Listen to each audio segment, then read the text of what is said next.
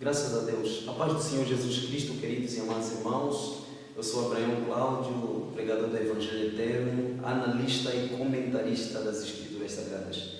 E eu quero, mais uma vez, através deste vídeo, partilhar alguma verdade contigo. Quero falar sobre teologia. É pecado fazer teologia?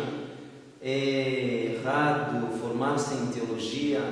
Tem algum problema? Pode comprometer a minha salvação? Pode danificar alguma coisa na minha espiritualidade? Eu não vou dar muito rodeio. Eu quero diretamente dizer a você que isso vai ou pode causar graves danos, pode influenciar negativamente na tua vida com Deus. Mas para mais informações, eu quero tomar como texto de base em 2 Coríntios 4,4, no qual a Bíblia diz: nos quais o Deus deste século cegou os entendimentos dos incrédulos, para que eles não resplandeça a luz do Evangelho da glória de Cristo, o qual é a imagem de Deus. Esse versículo bíblico, queridos, nos faz entender qual é o propósito primordial de Satanás em relação a uma pessoa. É bloquear a mente dessa pessoa, é cegar o entendimento. O apóstolo Paulo fala que os incrédulos foram cegados por Satanás através da ignorância, porque ignorância na Bíblia é simbolizada por escuridão. Por isso é que a Bíblia diz que o povo que andava em trevas viu uma grande luz, e os que habitavam na região em sombra de morte, a luz raiou. A luz é o conhecimento, a luz é o verbo, é a palavra.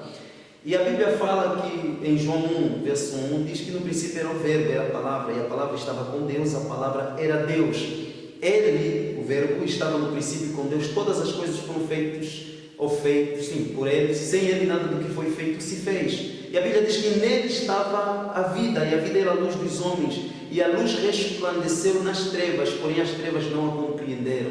Isso quer dizer que Jesus, quando veio com uma verdadeira luz e iluminou em meio às trevas, ou seja, iluminou no meio de um povo que estava na ignorância ou nas trevas. Por isso é que eu disse que cegueira ou escuridão é um símbolo, é simbolizado na Bíblia como falta de conhecimento. Então, falando sobre teologia, a palavra teologia é a junção de dois vocábulos: Theos, quer dizer Deus; Logos, quer dizer tratado, ciência ou estudo. Estudo sobre Deus. O erro em fazer teologia, o erro em estudar teologia, não consiste apenas pela raiz etimológica da própria palavra teologia, não. É ignorância interpretar desta forma.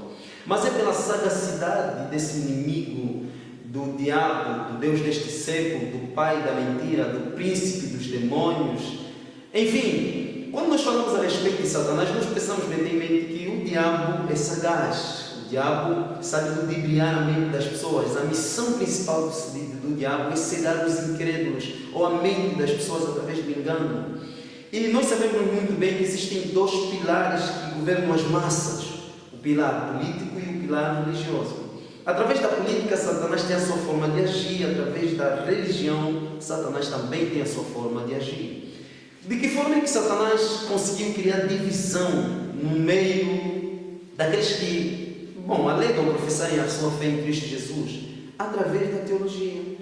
E isso não é de agora. Essa discussão já houve nos tempos primitivos da igreja. Por exemplo, aquela discussão que houve lá na igreja de Corinto, que Paulo repreende, que alguns irmãos diziam ser de Paulo, outros de Pedro, outros de Apolo. Alguns disseram: não, nós somos de Cristo. Aquela divisão havia sido gerada por Satanás, sem dúvida nenhuma. O diabo havia plantado no coração daquelas pessoas esse espírito, e que através desse espírito começou a haver divisão. E você vai perceber que essa divisão de crença era em função da credibilidade que cada grupo devotava a um determinado pregador. Eles estavam a criar os seus partidos. E hoje a história se repete, porque em Eclesiastes 1, verso 9, a Bíblia diz que o que é já foi, e o que há de vir ou há de ser também já foi. A história se repete. Hoje nós vivemos um período muito crítico, irmãos. Um período em que nós, embora Paulo diz, porventura Cristo está dividido. Essa é a mesma pergunta que eu faço a você que está ali do outro lado. Será que Cristo está dividido? Por que razão? Se Deus é um só, se Cristo é um só, por que razão existem tantas igrejas diferentes? Quando eu digo diferentes, refiro-me tocante às suas crenças, aos seus dogmas, às suas ideologias, à sua doutrina. Enfim, cada um traz o seu argumento, cada um traz a sua doutrina, mas o que criou toda essa confusão? É a teologia. Foi a teologia que criou isso, porque hoje nós vivemos num mundo religioso subdividido por teologias. A teologia da ECA, a teologia da IESA, a teologia da Adventista, a teologia das Testemunhas de Jeová, a teologia dos quimbalistas, dos toquistas, a teologia dos brahmistas, quer dizer, dos pentecostais, dos católicos. Tudo isso é uma confusão tamanha, tudo isso é resultante da teologia. É por meio daquilo que o homem, o pensamento extra acrescentado nas Escrituras. Eu quero tomar 2 exemplos. Um está em 2 Pedro, capítulo 1, verso de número 20 e 21, onde Pedro diz assim: sabendo primeiramente isto, que nenhuma profecia das Escrituras é de particular interpretação, porque a profecia nunca foi produzida por vontade de homem algum, mas os santos homens de Deus falaram inspirados pelo Espírito Santo. E você vai pegar também Gênesis capítulo 3, o diálogo entre a serpente e Eva. A Bíblia diz que a serpente, quando interroga Eva, é assim que Deus disse. Eva, no sentido de justificar-se, tendo como base a palavra, comete um erro. Que erro? Acrescenta na palavra. A lei oral de Deus em Gênesis 2,16 apenas dizia: se comerdes, morrereis. Mas Eva acrescenta: se comerdes e tocardes, em Gênesis 3. Logo você vai ver um acréscimo. É como se Eva estivesse a dizer: não basta a palavra, vale acrescentar alguma coisa de caráter humano. Irmãos, a Bíblia é a palavra de Deus, e a Bíblia diz em 2 Timóteo 3,16: toda a Escritura divinamente inspirada é proveitosa para ensinar, redarguir, corrigir e instruir em justiça. E é engraçado que o apóstolo Paulo fala toda a Escritura divinamente inspirada. Amados, quando nós falamos a respeito da teologia, se você está a formar-se, por exemplo, numa igreja, numa instituição teológica da igreja presbiteriana, dando um exemplo, você vai ser formatado segundo a doutrina da igreja, o que não é correto. Eu não sou contra examinar as Escrituras, porque delas emanam a vida eterna. A vida eterna está escondida nas Escrituras. Jesus disse isso em João 17,3: porque a vida eterna é esta, que te conheçam a ti como único e verdadeiro Deus, e a Jesus Cristo, o qual enviaste, teu Filho amado. E a Bíblia diz em Efésios 2, verso 8, que pela graça sois salvos por meio do conhecimento, da fé, porque essa fé é a fé salvífica. A fé que está lá em Hebreus 11,3, que diz: porque pela fé entendemos que os mundos foram criados pela palavra de Deus. Bom, se é uma fé que nos leva a entender, logo é uma fé salvífica, uma fé relacionada a conhecimento. Queridos, a partir da teologia, a teologia da universal, a teologia da igreja mundial, quer dizer, a própria divergência teológica que existe no nosso meio é que trouxe também essa problemática do ecumenismo, ou seja, do denominacionalismo. Hoje existe uma guerra denominacional. Bom, falando sobre denominacionalismo, ainda bem que toquei nesse assunto. Bom, a Igreja de Cristo não é denominacional, a Igreja de Cristo é congregacional. Se você estudar as Escrituras, você vai perceber que as igrejas não tinham nome na Bíblia.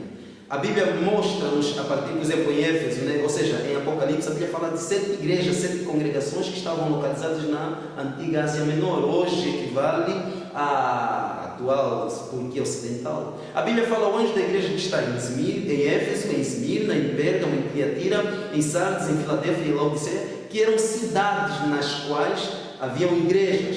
As igrejas, as epístolas escritas pelos apóstolos foram destinadas a igrejas que estavam em cidade, como em Galácia, aos Gálatas, em Éfeso, aos Efésios, em Tessalônica, aos Tessalonicenses, em Corinto, aos Coríntios, e assim por diante.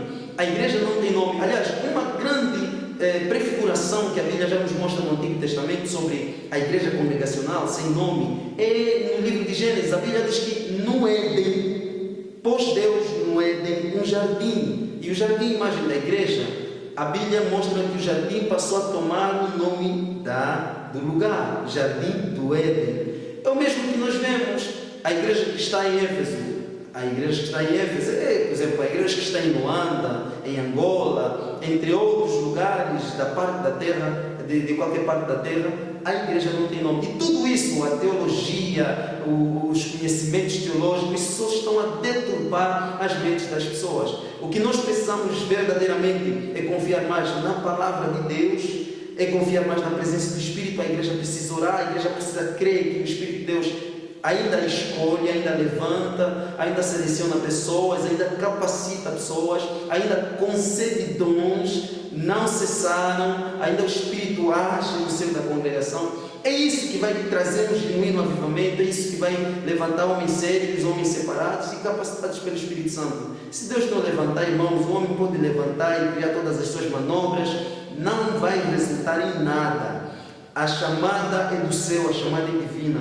Claro que temos que ler, temos que nos preparar, mas agora ser formatado mediante um conhecimento teológico e teologia relacionada a uma determinada igreja, teologia da universal, da mundial, teologia pentecostal, tudo isso são ensinamentos hereges e coisas que vão comprometer a nossa salvação. Porque Eva, por conta de ter acrescentado, por conta de ter colocado alguma coisa, porque a teologia omite, a teologia força o sentido literal do texto, e a teologia muitas vezes chega a acrescentar. Isso é grave, fatal, é nocivo à nossa salvação.